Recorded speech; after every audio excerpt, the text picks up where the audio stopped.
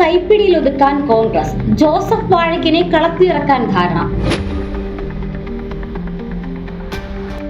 2 തവണ കാപ്പനെ ജയിപ്പിച്ചിട്ടും പാർട്ടിക്ക് ഗുണം കിട്ടിയില്ലെന്ന വിലയിരുത്തലിൽ കോൺഗ്രസ്. പതിറ്റാണ്ടുകൾക്ക് ശേഷം പാലായിൽ കോൺഗ്രസിന്റെ ചിഹ്നമായ കൈപ്പത്തിയിൽ മത്സരിക്കുന്നതിനുള്ള നീക്കങ്ങളുമായി കോൺഗ്രസ്. NCPയിൽ നിന്നും പാലാ സീറ്റ് കോൺഗ്രസ് ഏറ്റെടുക്കുന്നതിനുള്ള ശ്രമങ്ങളാണ് നടക്കുന്നത്. ജോസഫ് വാഴക്കനായിരിക്കും പാലായിൽ മത്സരിക്കുക.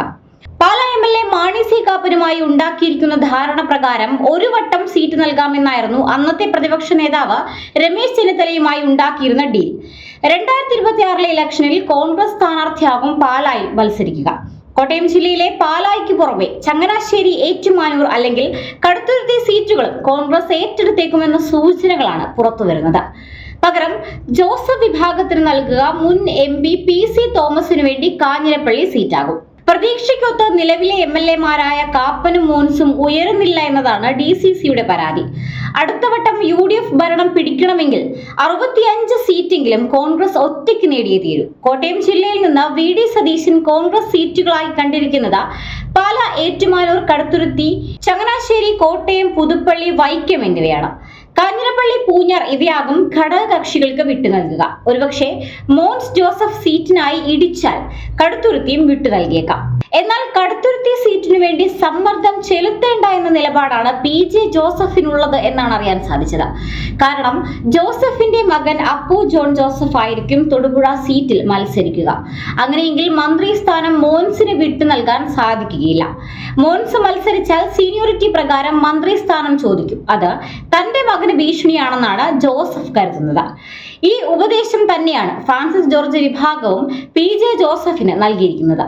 കടുത്തുരുത്തി സീറ്റ് ഏറ്റെടുത്താൽ കോൺഗ്രസിനെ മത്സരിക്കാൻ സംസ്ഥാന നേതാക്കൾ തന്നെ രംഗത്തുണ്ട്. യാക്കോബായ സമുദായാംഗമാണെങ്കിലും അബിൻ വർക്കി കേരള കോൺഗ്രസ് M-ൽ നിന്നും സീറ്റ് നൽകിയാൽ കാലുമാറാൻ തയ്യാറായി നിൽക്കുന്ന ഒരു നേതാവ്. കൂടാതെ മുൻ മാഞ്ഞൂർ പഞ്ചായത്ത് പ്രസിഡന്റ് സുനു ജോർജ് എന്നിവരും ആ സീറ്റിനായി രംഗത്തുണ്ട്. പാലാ സീറ്റ് എന്ത് തന്നെയായാലും ജോസഫ് വാഴക്കൻ ഉറപ്പിച്ച മട്ടാണ്. പാലായിൽ നിറസാന്നിധ്യമായ വാഴക്കൻ അദ്ദേഹം തന്നെ നേതൃത്വം നൽകുന്ന ഒരു YouTube ചാനൽ വഴി ഒരുപാട് കോൺഗ്രസ് പുരാണങ്ങളും അവതരിപ്പിച്ചു വരുന്നുണ്ട്. പാലായ്ക്ക് പകരം കാപ്പന് കുട്ടനാട് സീറ്റ് നൽകാമെന്നാണ് UDF നേതാക്കൾ പറയുന്നത്. എന്നാൽ ആ സീറ്റ് നിലവിൽ ജോസഫ് ഗ്രൂപ്പ് മത്സരിക്കുന്നതാണ്. അതുകൊണ്ട് തന്നെ പാലായിൽ കാപ്പൻ ഒറ്റയ്ക്ക് മത്സരിക്കാനുള്ള സാധ്യതയുമുണ്ട്. അങ്ങനെയെങ്കിൽ ഒരുപക്ഷെ BJP അദ്ദേഹത്തെ പിന്തുണയ്ക്കാനുള്ള സാധ്യതയുണ്ട്. എന്തായാലും മധ്യ തിരുവിതാംകൂറിൽ നിന്ന് പരമാവധി സീറ്റുകൾ നേടിയാൽ മാത്രമേ UDFന് അധികാരത്തിൽ തിരിച്ചു വരാൻ സാധിക്കുകയുള്ളൂ. 5000 വോട്ട് പോലും മണ്ഡലത്തിൽ സ്വന്തമായിട്ടില്ലാത്ത കാപ്പനെയും മോൻസിനെയും വീണ്ടും എന്തിനാണ് തങ്ങളുടെ ചെലവിൽ MLA-യും മന്ത്രിയും ഒക്കെ ആക്കുന്നതെന്ന ചോദ്യമാണ് സാധാരണ കോൺഗ്രസ് പ്രവർത്തകർ നേതൃത്വത്തിന് മുന്നിൽ ഉന്നയിക്കുന്നത്.